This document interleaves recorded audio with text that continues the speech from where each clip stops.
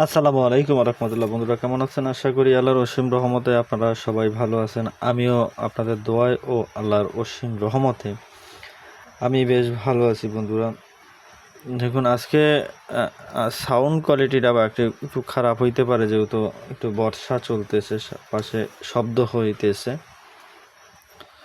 তেমতো ক্ষেত্রে sound quality একটু খারাপ হইতে পারে। তবে আমি আপনাদের জন্য যে একটা একটা একটা আজকে একটা সংক্ষেপ, একদম মানে অনেকেই প্রশ্ন করে, অনেকেই বলে যে ভাই সহজ কিছু দেন, সহজে কিছু দেন।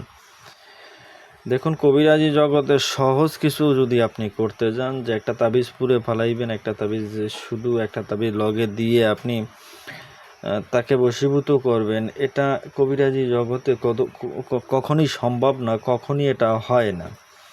দেখুন, আমি আমার এই ইউটিউব চ্যানেলে আমি আপনাকে পারবো সংক্ষেপ এবং সহজে একটা আমল দিয়ে দিতে, কিন্তু যখন আপনি কাজটা করবেন, তখন কাজের রেজাল্টটা যখন না আসবে, তখন আপনি মন খারাপ করবেন, কষ্ট পাবেন। তো এজন্য আমি চাই যে আমি যে কাজটা করে রেজাল্ট হয়, আমি যে কাজটা করে ফলাফল পাই মানুষের কাছ থেকে, আপনিও যাতে সেই কাজটা করে ফলাফল পান এবং আমার চ্যানেলের সাথে যুক্ত থাকুন। মন যাতে খারাপ না হয় যে একটা চ্যানেল দেখে, ভিডিও দেখে কাজ করলাম, কাজের রেসপন্স আসেনি। আসুন আমরা আলাপ আলোচনার দিকে চলে যাই, কিভাবে মোটামুটি যতটুকু সংক্ষেপ দেওয়া দিতেছি, একটা কাজ দিয়ে কিভাবে একটা নারী এবং পুরুষ উভয়কে বশীকরণ, এটাকে বলা হয় নারী এবং পুরুষ, যাকে খুশি আপনি তাকেই বশ করতে পারবেন। এটা সবার বেলা প্রযোজ্য, সবার বেলা কার্যকর। এবং এই বশীকরণটা এমন হয় যে ছেলে মেয়েকে করতে পারবে, মেয়ে ছেলেকে করতে পারবে, মা বাবাকে করতে পারবে, বাবা মাকে করতে পারবে, মা ছেলেকে করতে পারবে, সবাই, মানে এক কথায় বলতে গেলে সবাই বশীভূত করতে পারবে। যার যেরকম দরকার সেরকমই করতে পারবে, তবে চাহিদার ক্ষেত্রে হবে ভিন্ন। ছেলে মাকে করবে, সে কেন করবে সেটার উপরেই কাজ করবে, এবং মেয়ে ছেলেকে করবে, কেন করবে সেটার উপরেই কাজ করবে।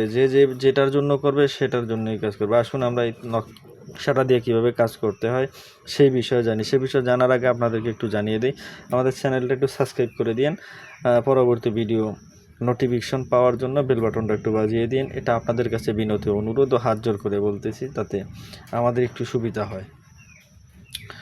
তো আসুন এই নকশাটা দিয়ে আপনি কিভাবে কাজ করবেন। নকশাটা আপনাকে সর্বপ্রথম মঙ্গলবার দিন, ভালো করে লক্ষ্য করুন, মঙ্গলবার দিন মাগরিবের নামাজের পর একটু যখন অন্ধকার হয়ে আসবে, তখন আপনাকে এই তাবিজটা লিপিবদ্ধ করতে হবে।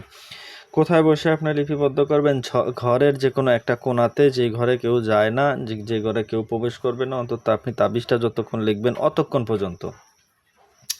কি দিয়ে লিখবেন? জাফরান, মেশকো, কস্তুরীকালি দিয়ে আপনাকে এই তাবিজটা লিপিবদ্ধ করতে হবে। লিপিবদ্ধ করার পরে তাবিজটা আপনাকে লেখার পরে এই তাবিজের নিচন দিয়ে আপনার মনের কথাটা উল্লেখ করবেন। ভালো করে আপনার মনের কথাটা উল্লেখ করবেন, সেটা আপনার যাকে বশ করবেন। যেমন এমন হইতে পারে যে অমুকের কন্যা অমুকেরে আমার এই কাজের জন্য বশীভূত করে দাও, অমুকের কন্যা অমুকেরে আমার এজন্য বশীভূত করে দাও। এভাবে আপনার মনের কথাটা সুন্দরভাবে এই তাবিজের নিচনে লিপিবদ্ধ করে লিখে দিবেন।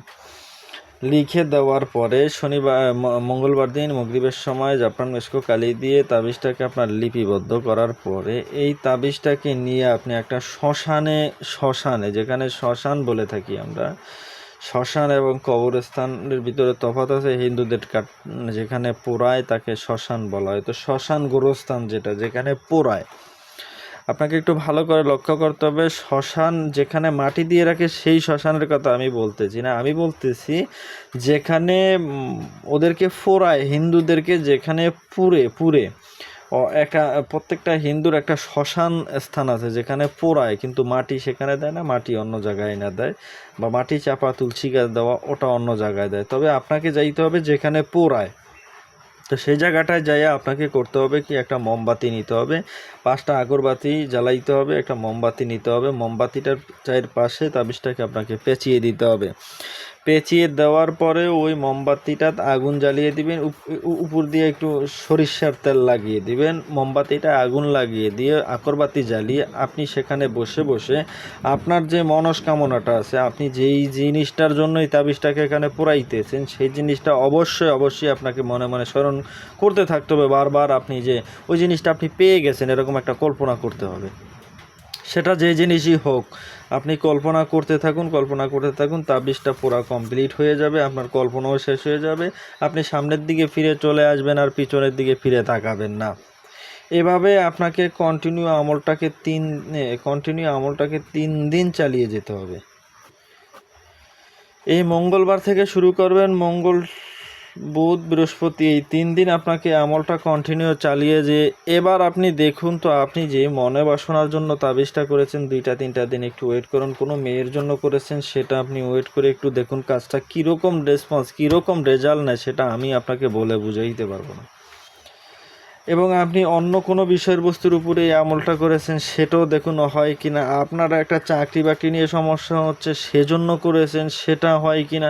আপনি যেই কোনো কাজের জন্য করুন, সেটা বশীকরণ, বিচ্ছেদ, উচ্চাটন, মারণ ক্রিয়া, যে কোনো কাজের জন্য আপনি করুন এই কাজটা, তবে রেজাল্টটা আপনি হাতে নাতে দেখুন।